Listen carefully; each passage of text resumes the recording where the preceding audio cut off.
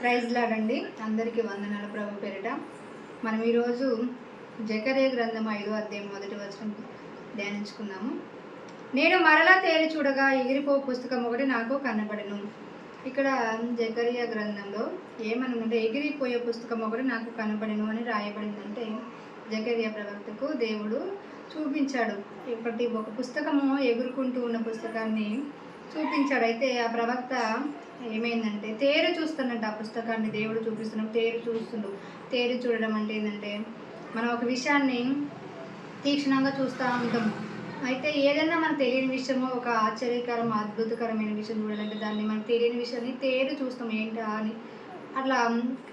అలాగే జకర్యా ప్రవక్త కూడా ఆ పుస్తకాన్ని తేరు చూస్తడం జరుగుతుంది. అంటే ఆ పుస్తకం ఏమిటంటే భూమి మీదనంట ఒక పుస్తకం అంట ఎగురుతూ భూమి అంతటా తిరుగుతూ ఉంటుందంట. ఆ పుస్తకము ఏంటంటే శాపాలను కక్కివేసే పుస్తకం అంట. మరి దేవుడి పేరిట మరి ప్రియబిడ్డలారా, మరి ఈ వాక్యాన్ని మీరు వినికిల్లో మరి జాగ్రత్తగా వినగలరు. ఎందుకంటే మన దేవుడు ఏం చెప్పాడంటే ఈ పుస్తకంలో ఏం రాయబడిందంటే ఒకవైపు అంట దొంగలందరూ కొట్టివేయబడాలని, మరొక వైపు అబద్ధ ప్రమాణికులందరూ కొట్టివేయబడాలని ఈ పుస్తకంలో రాయబడి ఉంది. అంతేకాకుండా ఈ పుస్తకం యొక్క పొడుగు 20 అడుగుల పొడవు, 10 అడుగుల వెడల్పుతోని ఒక పెద్ద పుస్తకము ప్రవక్త చూస్తూ ఉండు. అదంతా ఆ పుస్తకం ఎగురుకుంటూ భూమి అంతా తిరుగుతూ ఉంది. పుస్తకములో మరి ఎవరు కొట్టివేయబడతారంటే ఎవరైతే దొంగతనం చేస్తారో ఆ దొంగలందరూ కొట్టివేయబడాలని పుస్తకం డిమాండ్ చేస్తారట.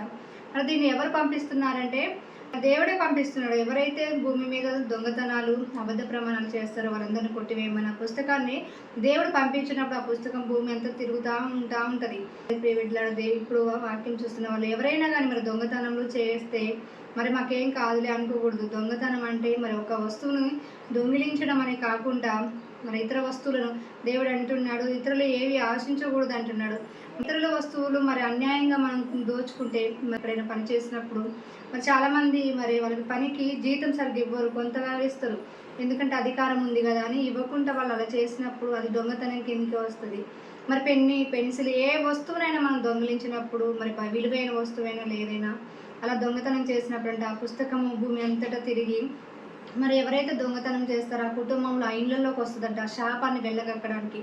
అలాగే అబద్ధంగా ప్రమాణం చేసినప్పుడు ఒక విషయాన్ని ఆ నిజాన్ని అబద్ధంగా మార్చాలని ప్రమాణాన్ని అడ్డు పెట్టుకుని అట్లా ప్రమాణం చేసినప్పుడు ఆ ప్రమాణం చేసినప్పుడు ఏమవుతుందంటే ఆ పుస్తకము మరి ఆ వ్యక్తి మీదకి అబద్ధ ప్రమాణాన్ని బట్టి శాపాన్ని కక్కివేస్తుంది అని మరి ఇక్కడ ఈ గ్రంథంలో రాయబడి ఉంది. దేవుడు పంపిస్తుందంట. ఇక్కడ వాక్యం చూస్తున్న ప్రియబిడ్డలు ఎవరైనా కానీ అబద్ధ ప్రమాణాలు చేయడం కానీ దేవుడు అంటున్నాడు మీ మాట అవునంటే అవును, కాదంటే కాదనే ఉండాలి. అంతకు మించిన పదం అది దృష్టి నుంచి వస్తుందని చెప్పడం జరిగింది. మన పదం ఎలా ఉండాలి, మనం ఏదైనా మాట్లాడినప్పుడు అవునంటే అవును, కాదంటే కాదని చెప్పాలి. కానీ ప్రమాణం చేయకూడదనే చెప్తుంది బైబిల్. మరి నా మీద ఒట్టు పెట్టుకోకూడదు, నా సింహాసనం మీద మీరు ఒట్టు పెట్టుకోకూడదు అని దేవుడు చెప్పారు. దొంగతనం చేయొద్దని చెప్పడం జరిగింది.